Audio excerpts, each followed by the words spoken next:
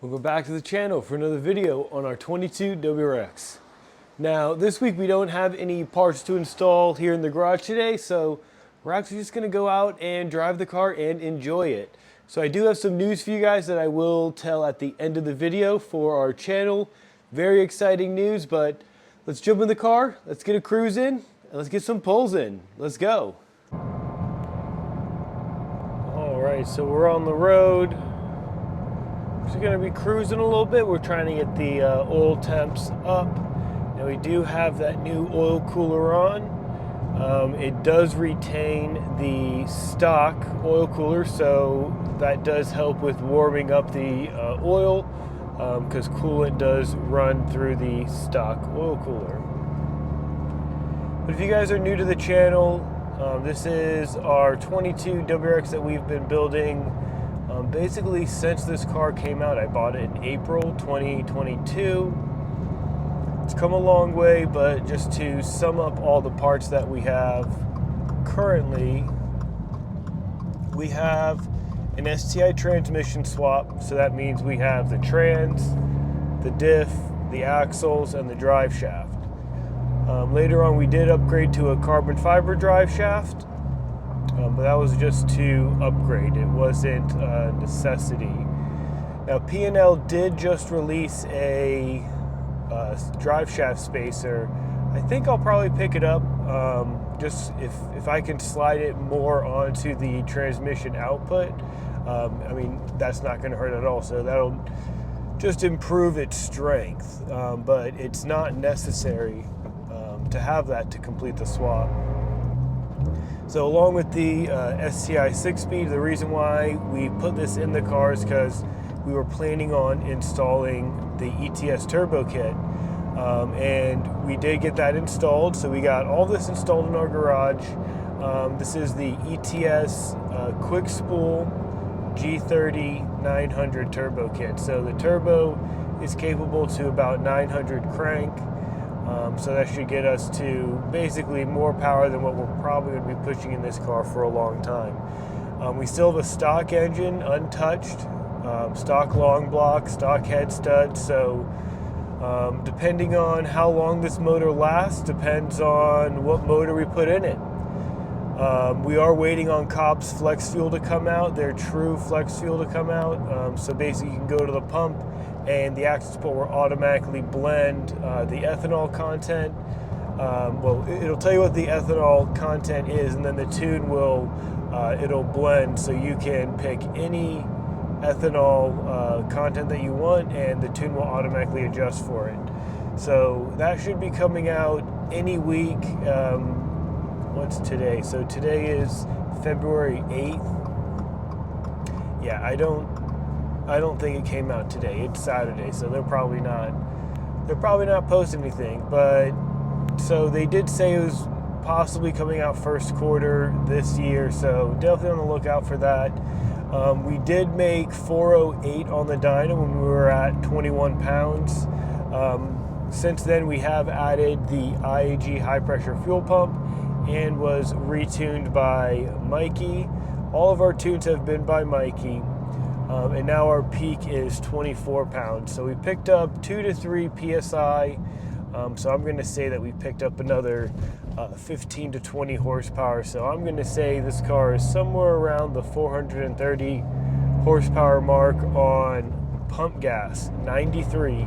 We haven't put any ethanol in this car yet, just because I feel like that would be a very high chance of the engine popping. But with the flex fuel kit coming out with Cobb, I mean, I could run E20, E15, basically anything I want and get a little bit extra power, try to keep it safe for a little bit.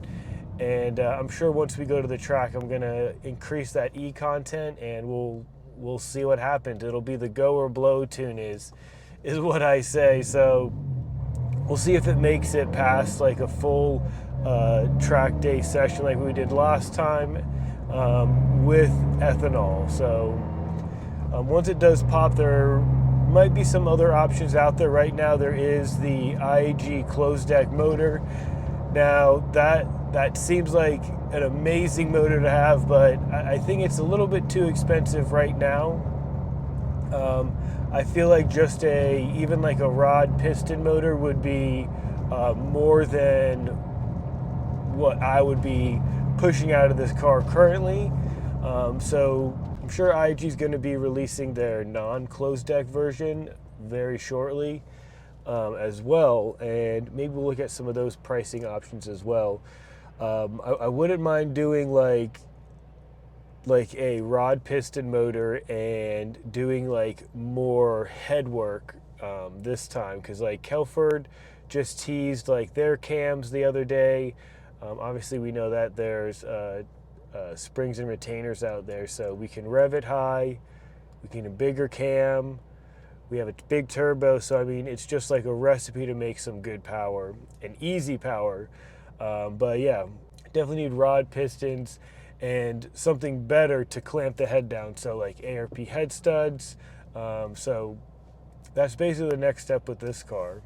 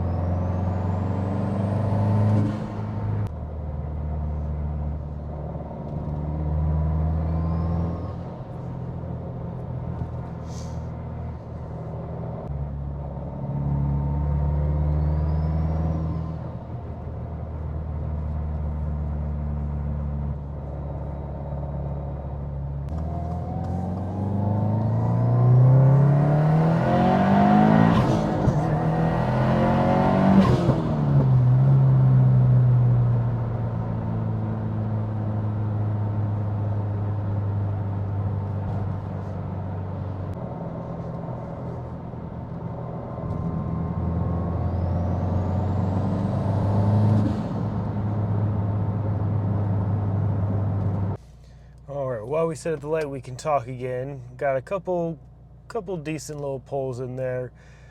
So yeah, feedback knock 0 since we've been driving. A lot of people ask me about the O2 sensor spacer that I have on as well. It's still on the car. I've never had a check engine light with that spacer on. I know it's hit or miss with a lot of people, but I put that information out there because it is a solution for me, and it might be a solution for other people as well. I literally tried the J spacer and I got the other check engine light, basically saying it's low voltage, and then I went to the smaller spacer and everything has been perfect. Now I have been tuned with the spacer a few times, so as far as like the air fuel corrections, I really don't have anything out of the ordinary because I've been tuned with the spacer as well a few times. And here's our local sheets on the left. This is where I'd probably be getting our E85. It's literally just down the street, so really convenient. Cannot wait to have a car with flex fuel.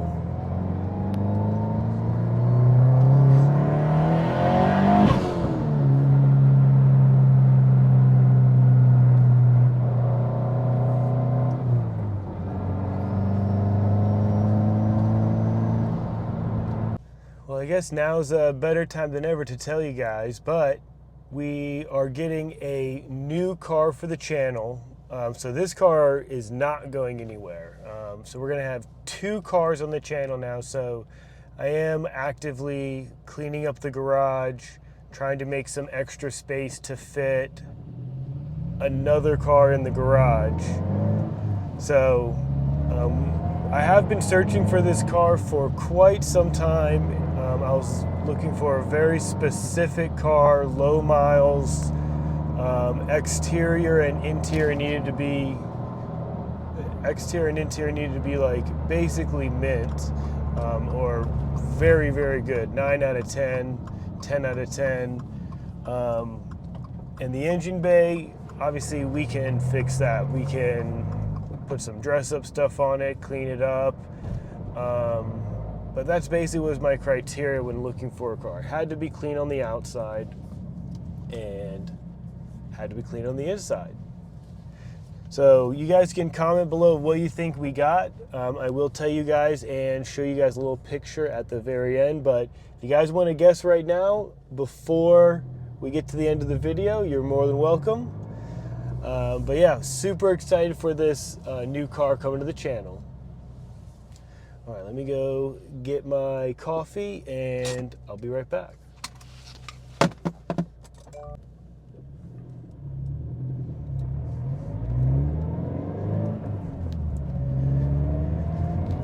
All right, so we are back on the road, got our coffees for the morning, and I got some bagels too, so nice little treat when we get home.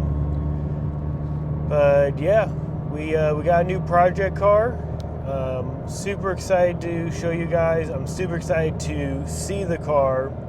It is getting shipped or transported to us, and I did talk to them yesterday, and they said 3 to 7 days, and that was from yesterday. So I'm assuming sometime next week the car is going to be delivered to our house. So gotta have the garage cleaned up, gotta get a little bit more organized, make some more space, and we will be good to go. But enough talking. I'm just going to shut up and we're going to get some pulls in.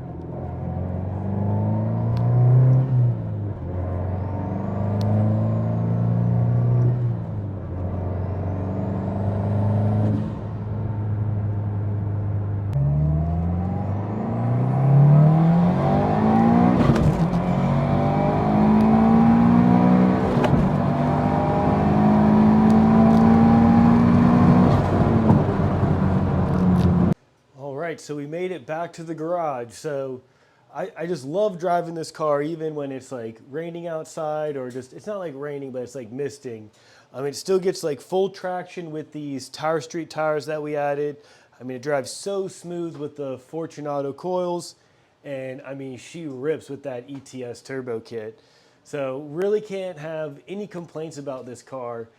Even on that last pull where we did hit triple digits, just for a second, no timing was pulled. The car just works. It just loves everything that's on it. So I'm not really ready to take the motor out and take that next step now once it pops. Of course, we're going to be taking it out in the garage, and we will be building it. Do have the engine crane over there ready in case something does happen. But like I said at the beginning of the video, we did buy a new project car for the channel, and it is a low mileage 05 Aspen White STI. We're going to try to get it parked right here, so I got to get all this cleaned up. I do got a spot for the bike as well, so I just need to get these shelves that are in front of me. I need them cleaned up a little bit and probably reorganize some of these, make some room. So the car was at a dealership. It was the GM's car. It has the laser rust removal treatment on the bottom, on the undercarriage. So I know it's a rust-free chassis. It only has 48,000 original miles. That being said, it's original. So it's original timing belt, original belts. The car's just been sitting for a while. Now it does turn on, run and drive. It has a new battery in it, basic things like that. Fluids were changed when they parked it in the showroom floor. at the dealership. So basically right when it gets here, we're going to be assessing what the car needs. We're going to be checking the timing belt to see if it is an original timing belt. Exterior wise, it's completely stock. It looks mint. Interior looks really mint too. Does have some gauges on the pillar that I'm probably just going to be removing because I want that OEM view. I don't really want those gauges there. And then the engine bay does have some mods. It is a dated setup running a V2 access port, and an old school parent blow-through setup is what it looks like on video. But once the car gets here, we'll be assessing it together. We'll have a couple videos to figure out what's wrong with the car, and then we'll start purchasing parts and getting it fixed up. And hopefully we can get both of them on the road at some point. Maybe the wife can take one of them out. Would like to get like a little race between them two once the other one has some mods on it. But this one is, like I said, we're like 420 between almost 430 horsepower. So I'm not planning to go super far with the 05 STI as it does have mods on it in the engine bay. I'm not really worried about like molesting a like perfect chassis car. But as far as the exterior goes, I can promise that it will never get flares on it. This is a rust-free, perfect low-mile chassis. It's going to look stock.